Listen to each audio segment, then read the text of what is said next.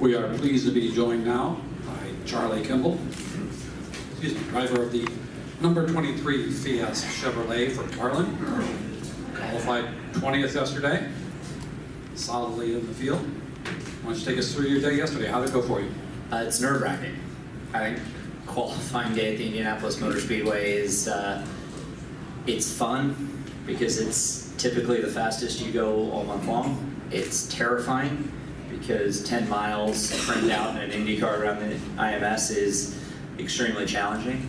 It is the longest day, the longest weekend of the year because you're always watching the weather, you're always looking at conditions, you're always looking at what other people do.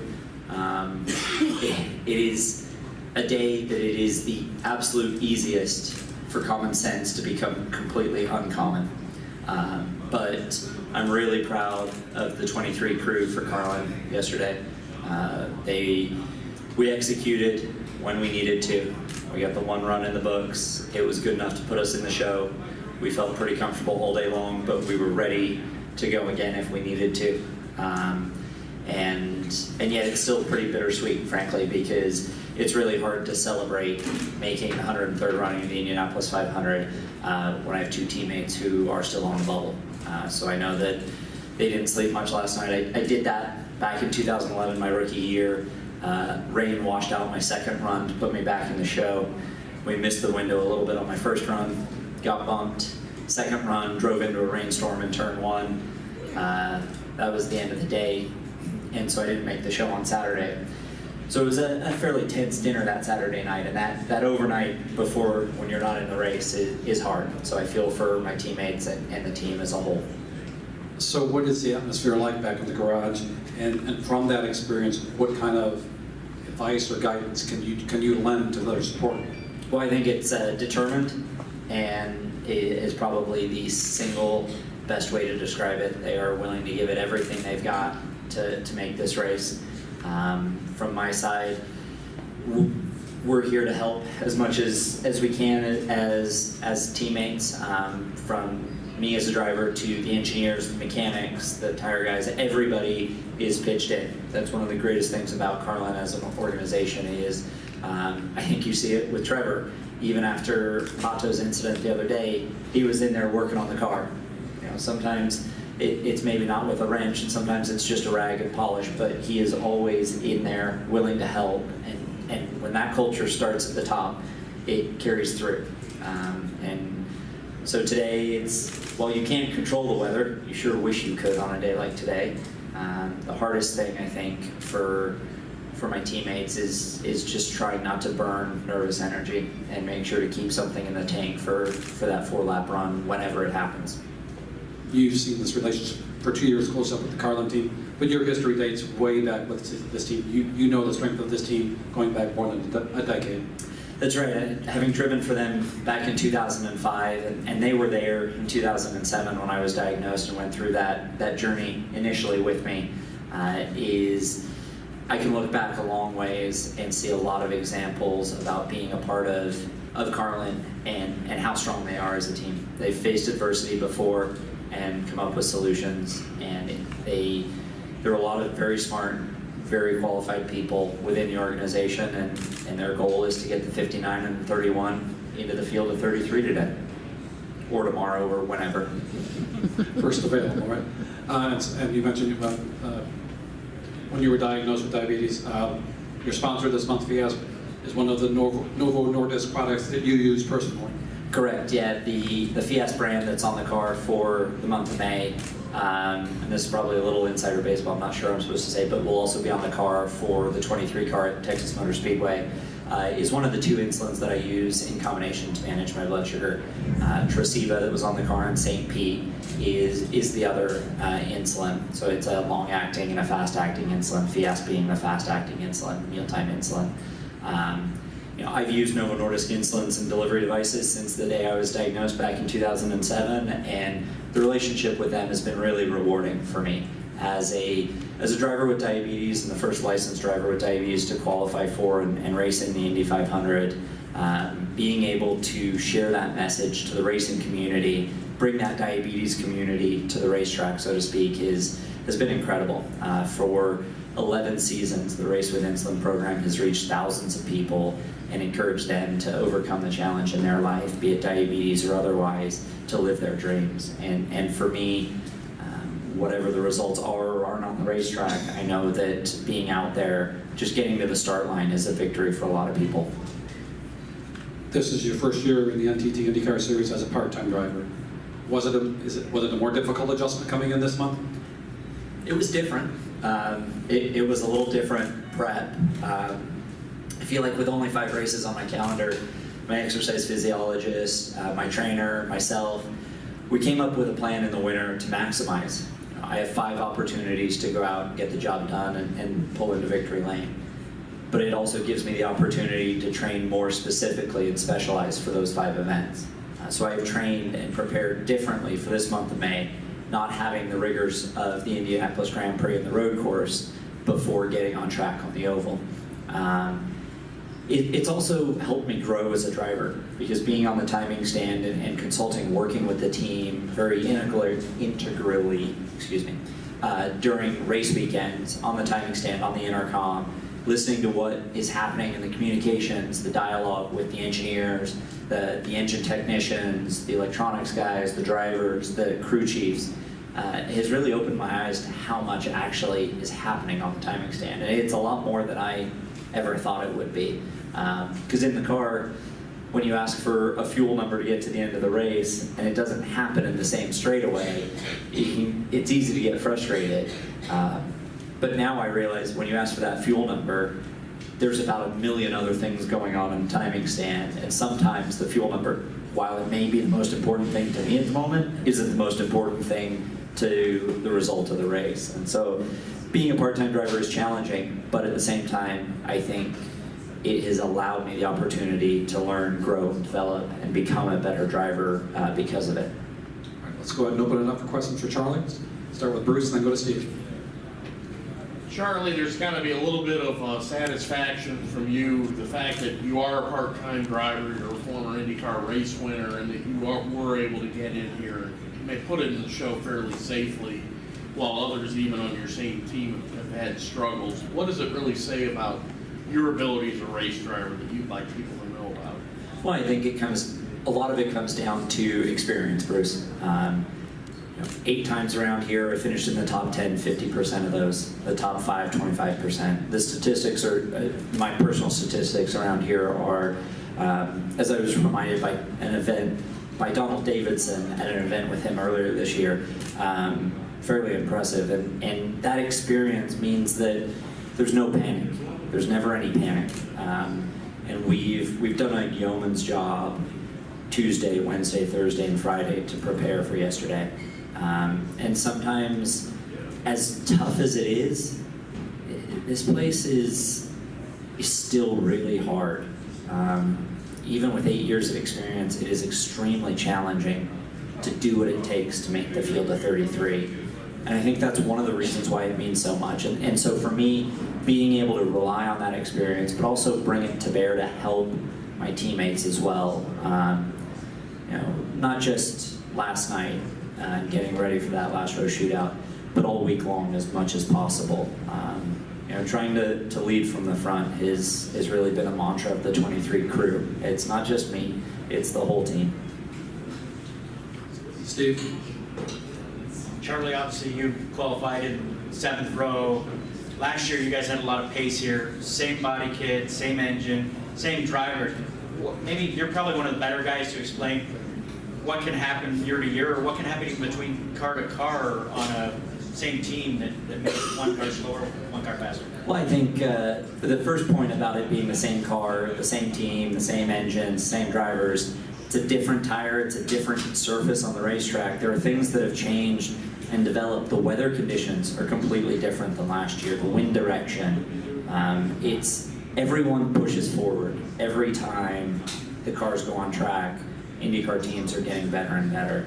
That's one of the things, again, about the NTT IndyCar Series, is if you aren't moving forward at 100 miles an hour, you're getting left behind. If you just stand still from year to year, you will get further and further behind. So I think that's a big indication that things have changed.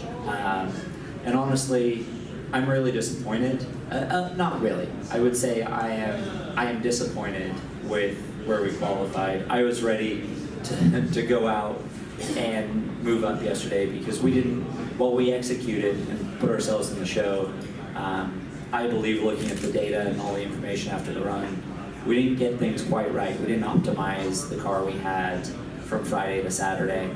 So there was probably a half to 3/4 of a mile an hour in the tank. Discretion was the better part of valor with that though, and the car was ready to run if we needed to, but it didn't hit the racetrack, and I'm not sure that my heart or my wife's nerves could have handled another 4-lap run like yesterday morning, because it was a handful. Come over here today. You have experience here, but every driver has a problem with one corner. Is there one that bothers you more than the others? Well, if I promise no one will print it so that the other drivers all know about it, I'd tell you. No, I'm kidding. It really depends on the wind direction for me.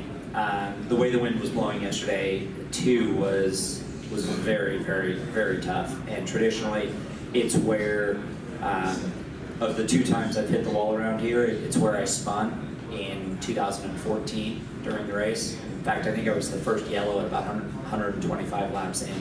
But turn 2 is challenging for me. There's a bump, the turn-in point, the sight picture with the paving and pit out. Those things make it harder than some of the other corners, especially when the wind blows like it typically does from turn 1 to turn 3. Okay. I wanted you to expand on what your race weekends really include this year. Even when you're not in the car, you mentioned you are still involved in the team a little bit. How's that side been treating you, and what involvement do you hold when you're not racing? Excuse me, my daughter gave me a little bit of a cold. So when I'm at the racetrack, I'm trying to contribute and lend the benefit of my experience as much as possible. Carlin is a great team that has a very storied, successful pedigree in lots of different racing series, but it's still only their second year in IndyCar. And when you're racing the Penske's, Ganassis, Andretti's, Schmidt, Petersons, there's a depth of knowledge there in IndyCar that's very specific. And so I try and lend the benefit of my experience to the drivers, to the engineers, to the mechanics as well, management. So typically in the practice sessions, I will go stand at the road courses so far, being the first oval here and being in the car. With the road and street circuits, I've been going up to corners during practices, watching. I'll watch the NBC Gold coverage on my phone, listen to what the commentators are saying, do sector times, do any photos or videos, take notes, and then come back and listen to the drivers in the debrief. Sometimes I try and help translate from driver speak to engineer speak, and back and vice versa as well. Sometimes I just lend perspective to drivers to both Pato and Max. Max obviously has more IndyCar experience, but Pato's his first year and is quite young, so try and lend some perspective about how to approach the weekend and the mindset going into the weekend. And then usually in qualifying and in the race, I'll be on the intercom, on the timing stand, trying to learn myself, but also lend the benefit of my experience to strategy, to how things play out. Just an extra set of eyes sometimes on the telemetry for alarms, an extra set of eyes on the timing and scoring screens to pick out trends. Sometimes I'll listen to a scanner to the other teams to hear what they're saying, what they're pushing for, what they're worried about, what they're conscious of, just to make sure that all of that information is helping as much as possible. More questions? Back to Bruce. We'll go back to Tim.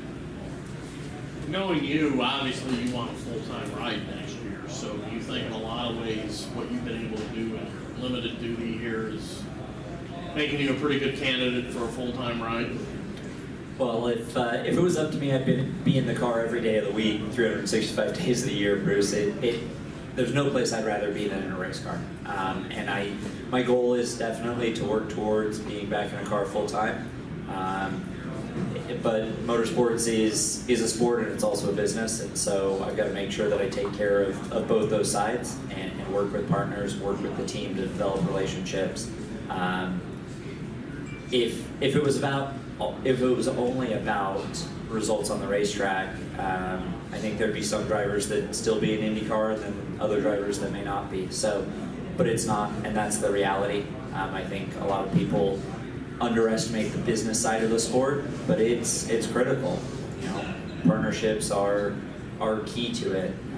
I have a friend who is in the NFL, and he goes, I can't believe that you're talking to people and signing autographs 15 minutes, 30 minutes before you put your helmet on and go 230 miles an hour. And he goes, if anyone talked to me 2 hours before game time, I'd rip their head off.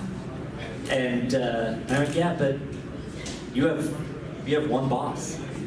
You have one owner that all you answer to is your coaches and your ownership. We have partners, we have sponsors, that's part of this sport. And so every sport's different, and I've come to really enjoy the business aspect of racing. I never thought that I would enjoy that sometimes chess match of figuring out how to plug a partnership in racing into a program. But I really do enjoy those conversations, that development. And when you win in the boardroom, sometimes it replicates a little bit of that feeling of a success on the racetrack. But is it hard to do those meet and greets here before the Indy 500 the day of? Well, so the question was, is it hard to do those meet and greets in Indianapolis before the Indy 500? The nice thing is, with a couple of weeks of practice, or a week of practice, and a weekend of qualifying, and a week of media events, you can take care of a lot of conversations and meet and greets and shake a lot of hands before you get to race day. But it's pretty busy on race day, and definitely the sort of helmet goes on figuratively sooner here at the 500 than other events, yes. Back to Tim May. Yeah, Charlie, is it your sense too, though, that this track, for whatever reason, you've seen drivers come along that this track kind of fits their sensibilities about driving, et cetera? I mean, from a comfort level, not that you're ever totally comfortable, but when did you discover that maybe that was the case for you? As you cited your results a while ago, and I don't know, what does that mean to you to kind of feel comfortable at a place like this? I think it comes down to personality and temperament partly. I'm a very linear person, son of an engineer through and through. 1 + 1 always equals 2 in my world. And so coming here, one of the mantras that I've worked with my team and really focused on internally this month and coming in years past is being very disciplined, almost militantly disciplined. I think that combination really fits, because no matter what happens, if common sense goes out the window, this place bites you. And I think that ability to be a student of the sport, a student of the racetrack, learn from the racetrack, learn the cars, and learn from the history each and every time I go out on the racetrack. And the benefit of experience means that if I'm not totally committed to a run, I'm not afraid to say to the team, hey, I need to get out and clear my head. I need to, give me a minute. We need to go back to the garage sometimes. Hey, something's not right. Let's go back. Let's check. Let's just take a minute and clear our head. And that, I think that experience was taught early on with my years at Chip Ganassi Racing, watching how Scott and Dario approach this place, listening to Dario as a mentor the last couple of years at Ganassi. But I think it suits my personality type as well. You know, I'm pretty dry. I'm never one to get really emotional, and I know some drivers, need that emotion to get fired up around here. But just getting in the race car, that fires me up no matter what, and that really makes me get out of bed in the middle of winter to go to the gym. And this place especially, this is what I wake up thinking about in the middle of the night in December, is here. Wolfgang. Charlie, as you don't have a full-time ride this year, we still have just months of May 219, but 220 is approaching very quickly. Are you also just have an optimistic stomach feeling we will see you again in a full-time ride at 220? Like I said to Bruce a little earlier, if I could write my own story, I would, and I would be in the car every day of the week. I hope that I can continue to do my job on and off the racetrack to open up those opportunities, both in partnerships and to make sure I prove my value and stay in the cockpit. I think 2020 is coming quickly, but I'm not thinking about that, not this week, not this month. Today I'm focused on helping the 31 and 59 get into the field, and after that, then the rest comes down. Maybe I'll start thinking about 2020 and Monday night next week. Maybe I'll start thinking about it more after Texas, Pocono, and Laguna. Anything else for Charlie? Then, sir, thank you for your time. Your insights are always welcome. Thank you very